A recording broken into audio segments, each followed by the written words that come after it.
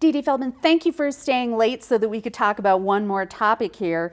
The first time you ran for office in 1995, City Council, and you went down to the city clerk's office to get some information that you said no one had ever done. What were you looking for?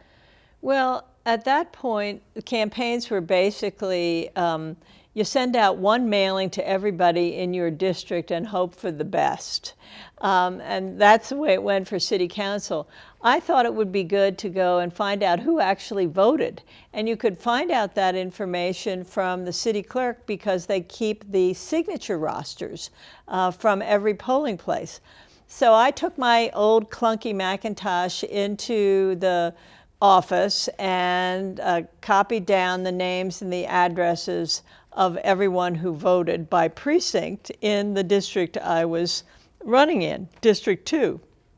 And that was quite an endeavor, and I think now, well, I know that now you can just buy that information from the county clerk, and you can find out, the names, the ages, the addresses, the at which elections in the past they voted in, to find out whether they really are a frequent voter or not, and then you target your message to those voters. Well, I was thinking about that because we've been talking about redistricting lately, and you went through redistricting in the legislature twice? Twice, yeah. So thinking about this kind of information, when we talk about redistricting, the idea is we just are supposed to put the same number of people in each district and not make it too weird. But how valuable is information like who actually votes? Well, actually, votes cast have been found to be unconstitutional in counting just that for redistricting. Population is how the census is calculated, and districts are based on total population.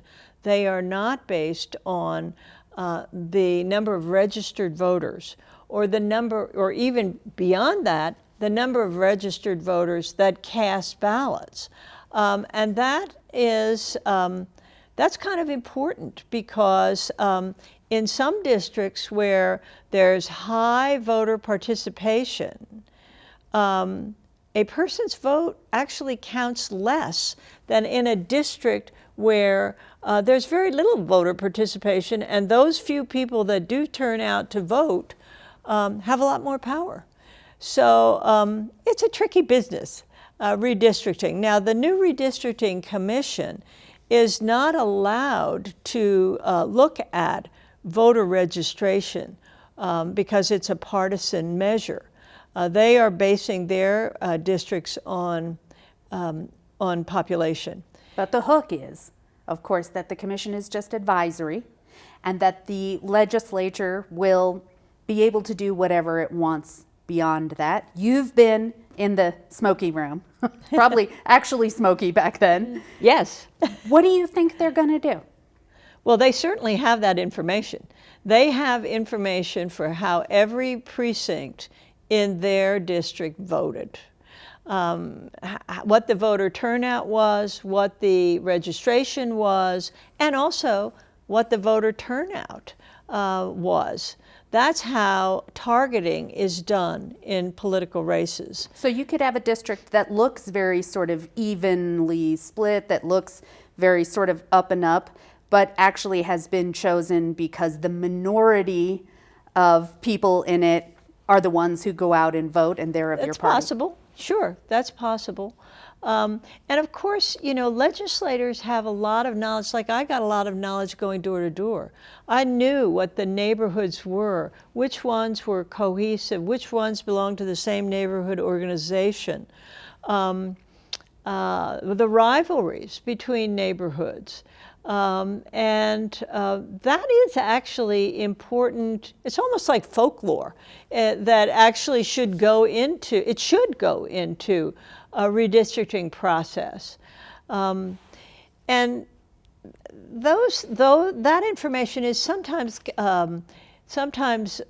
considered by the redistricting commission or committee as a community of interest information, because people will identify where they live as a certain community.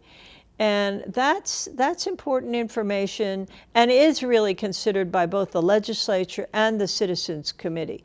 But you have to realize that the partisan data often overlays the communities of interest. So, the North Valley of Albuquerque, traditional community of interest, old barrios, and old agricultural districts, they're democratic for a reason, because of the communal values, because of the belief that government can help. They don't have those kind of values in other communities. Tenon Farms is a fancy neighborhood of multi-million-dollar houses. Right. It's a different vibe.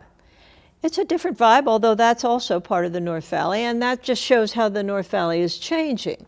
But, in the eastern part of the state or the southern part of the state, heavy agricultural areas, the values are different. Self-sufficiency, independence is more of a community value than communal cleaning of the ditches, acting together as a group, as an enlarged family.